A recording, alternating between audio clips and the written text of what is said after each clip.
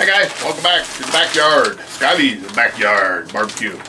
Barbecue's the way of life, folks. You know, we always have fun in the backyard at Scotty's house. Today's gonna be no different. What I got in here is a beef Thurs hammer, not for sale. This was donated to me by a local farm that was butchering some cows here in the Wisconsin area, and they had a few things left over, and they wanted me to do a video on this. The only thing they asked in return is for me to, I got a brisket too from them, but today we're just going to be doing the Thurs hammer. They just wanted some samples back from the brisket. Alright, so I told them I'd make a video on farm fresh meat. They didn't want me to say the name of the people, the farm or anything, so I'll keep that quiet. It's just a local farm in my area. Alright, these were, I don't even know, I haven't opened it up, I don't even know what it looks like. They said the children of the farm, might have been an Amish farm or something, I don't know, trimmed everything. Alright, so let's do a video and see how they did it. I haven't looked at it yet either, it's still in the package. Let's go down, check it out, folks. Alright guys, there it is. We're going to wrap it. It's been frozen. I had it in the freezer for 3-4 days, or in the refrigerator for 3 or 4 days of defrost. Wow, look at that, folks. The children of the farm did a good job. I didn't know what to expect. Wow, that is amazing. Yeah, this is from Wisconsin Fresh Farm. They cut it. You still get the bone marrow. Sometimes, you know, they don't cut it enough and you can't get the marrow out. It's been trimmed. It's been tied. Alright. It's still a little frozen, but not bad. We're going to take this out. We're going to throw it in that Tahoma 900 Oklahoma Joe. But we're going to season this up. We're going to do a little Worcestershire binder. Awesome looking Thurs hammer from a local farm, just not bought online or nothing. They had this time of year they're having their sales and stuff. They slaughter days and sales. Alright, Scotty forgot his towel, hang on.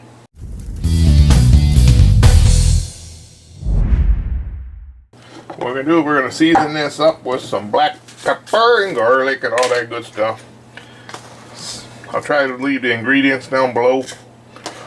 We're going to do 3 tablespoons of the pepper.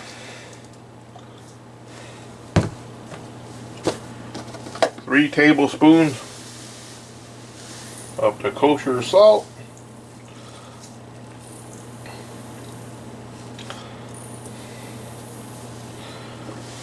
Yeah.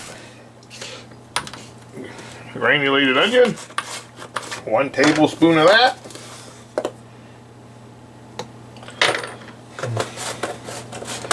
If I forget to leave the ingredients, just watch this part. Basically, it's a 3-3-1-1-1 of everything. 3 tablespoons pepper, 3 tablespoons salt, 1 tablespoon everything else I put in. Cayenne pepper, give it a little bit of a kick. 1 tablespoon of that. Alright. And that'll be it. We'll put it in here. We'll shake it up and we'll season this up, folks.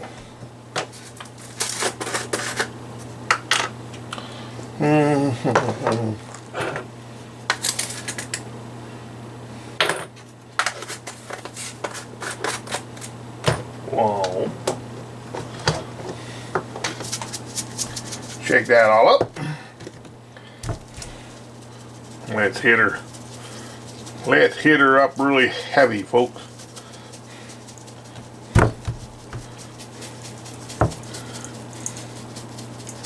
Now it's pretty cold. It's still frozen. I probably want to get a temperature gauge in it right away. So that's what you want, though. You want your meat fairly cold. Want it in that smoke for a long time. The Oklahoma Joe Tahoma 900. It's been a while since I used that on camera. I'll get a little bit of bone marrow. There we go. Yeah. Big thick piece of meat. We're going to put this on really heavy. Scotty's a big heavy rub user. Alright. Whatever you got left over, just save for future cooks, folks. Got a brisket coming up.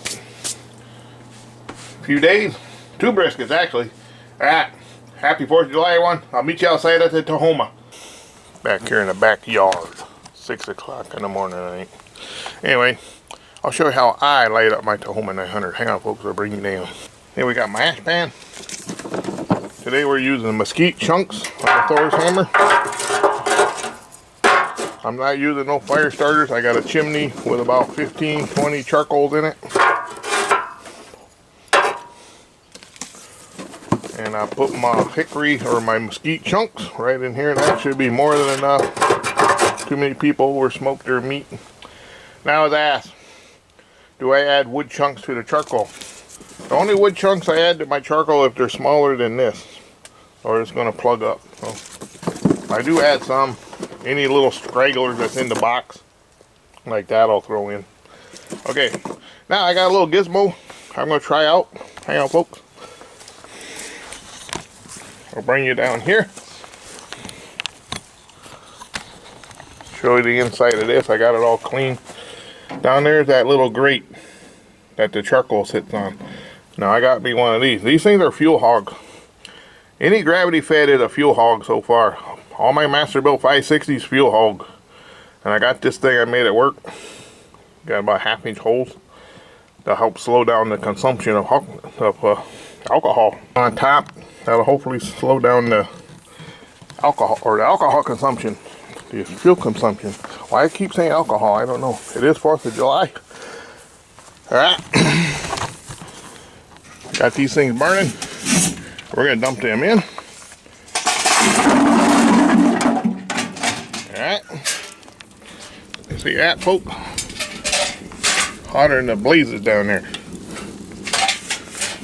We're just using Kingsford charcoal today, folks.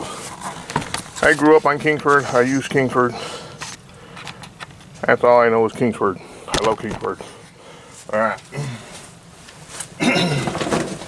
Now I'll fill that up a little bit.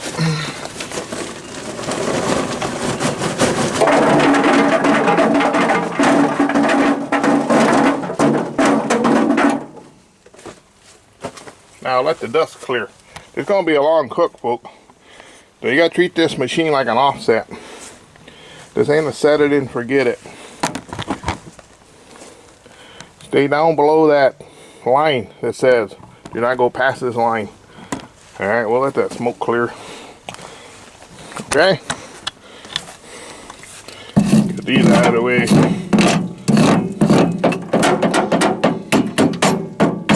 I don't know where my brush is, but we're going to set the Thurs hammer over here. Let's shut this lid.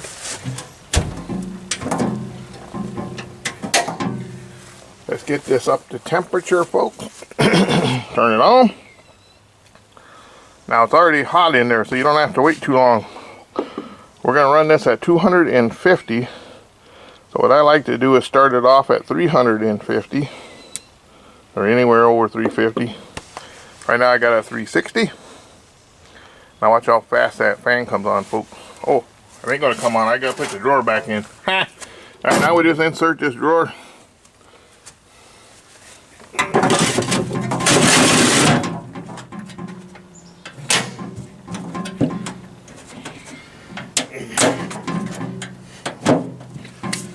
Alright, now the fan should come on.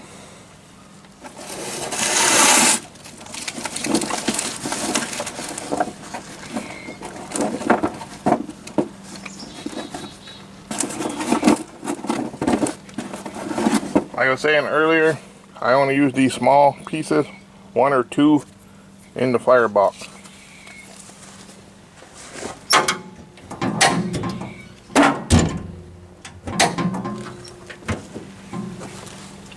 Alright, let's see how fast that fan comes on.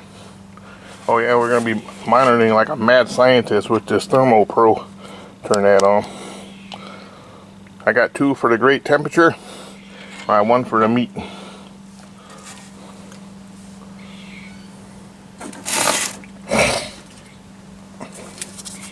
What you guys got planned on the 4th? Leave a comment down below what you're cooking. I'm a small YouTube channel, so my 4th of July cook is out on the 4th of July. I've been having a lot of trouble getting videos uploaded. My Wi-Fi has been really horrible lately.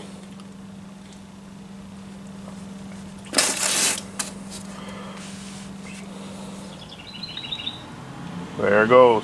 And just like that, we're up and running. I do believe that fan is on a timer. It seems to come on exactly the same amount of time. Okay. Vent is open. Cap is on. I got my smokestack on. The Thurs hammer going down. Now we got the thick part. This will shrink quite a bit. This bone will be exposed after a while when it cooks. I say this is a rear shank by the size of that bone. We're just gonna put that right there, right by the smokestack, where the smoke has to pass right over this to get to it. Alright, now it's kind of frozen, so we're gonna see if we can get a probe in here.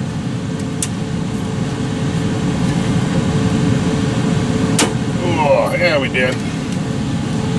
Alright, that's about all. One thing I love about barbecuing is sit back, crack open a beer, and have fun. Happy 4th, everybody. I'll see you here. Oh, let's come back in about 5 hours. Alright, we'll set a timer on this bad boy. I love this timer. 5 hours.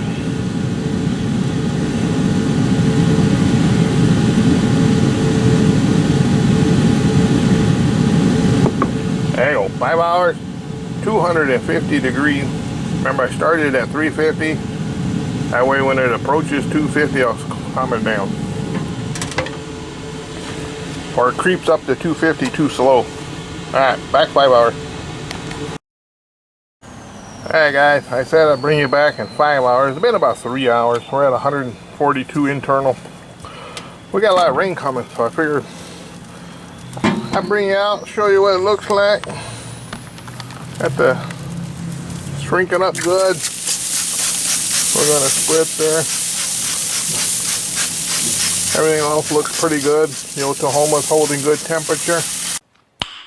Nice. As always. Yeah. I'll bring you back when it's time to wrap around 165 unless there's a downpour. Alright, be back. There it is. I got caught in a downpour, folks, so I didn't get to show you me wrapping it. I don't want to get my camera all wet, but when it hit 165, I just took it out, wrapped it, and I just let it go until it hit 210. And then since the fireworks got canceled, I held it in my oven overnight. Alright, at 165 degrees or so. You're seeing it for the first time. Now this is going to be turned into walking tacos for tonight because they're going to redo the fireworks tonight. Now I just wrapped it. I didn't add nothing to it. Oh, I made a mistake on the bone marrow part. They didn't cut it too far down to get the bone marrow. Alrighty. Gooey. Okay, there it is, folks. Hang on a minute, I washed my hands.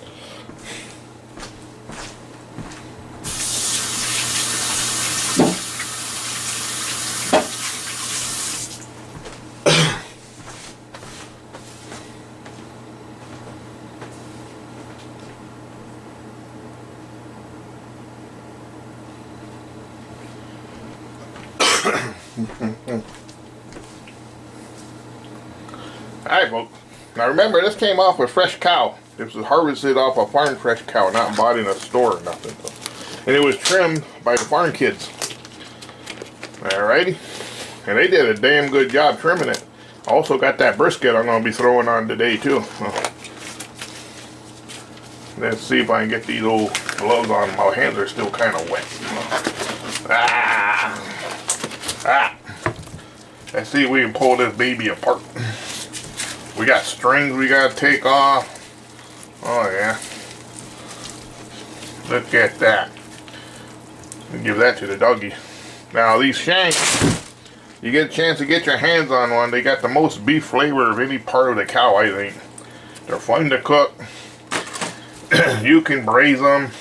Now you go check my videos out. I've done 4 or 5 shanks on camera. I braised them. I put them on top of mashed potatoes, and I did one I braised in red wine and all fancy. This one I just cooked till I can pull it apart. Make sure you get all these strings. They are so tender and delicious though. Now you shred this all up. Look at that, folks, how tender that is. The Oklahoma Joe. Got that beautiful smoke ring, folks. Look at that. I use that hickory. Go through it, look for any tendons or gristle, but they trimmed this up so good. I wish stores would do that as well as those kids did. There's going to be a walking taco for my fireworks show tonight. So I'm going to go through it. I am going, look at that deep smoke ring, folks. I just can't. I made that Oklahoma Joe. Love that cooker.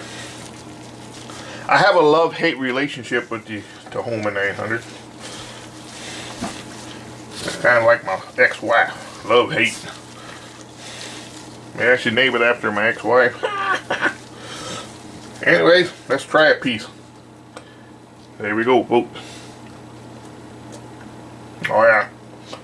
Got that beautiful bark on there. They built a nice bark there, folks. Now I've got a little bit of that rub. I'm just going to sprinkle a little bit of that rub on here. Mix that in. Remember, beef shanks, you do whatever you want with it. Make a sandwich. These are going to be chopped up. Built into a walking taco tonight. And we're going to have fun with it. Alright, that's all you go, folks. If you ever get a chance to get your hands on a beef shank, they like to call them Thor hammers. But they're a fun cook. Got really good beefy flavor. You make sandwiches, tacos, burritos, whatever you want out of it. Thanks for watching Scotty's Backyard Barbecue. Peace out.